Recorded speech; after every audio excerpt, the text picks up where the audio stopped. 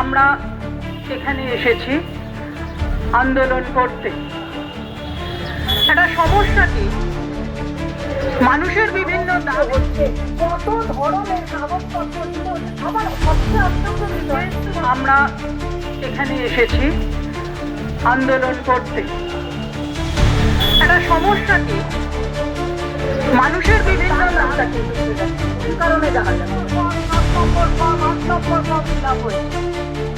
কোনো নাম স্কুলগুলোকে সমস্ত বিএলও নিযুক্ত করা হলো, সমস্ত স্কুলের উপর নির্ভর করে ভোট দেবে, ভোটার লিস্ট করতে পারবে। বাংলাদেশের মানুষকে শুধুমাত্র ভোটের রাজনীতির মধ্যে ঘুরিয়ে ফেলার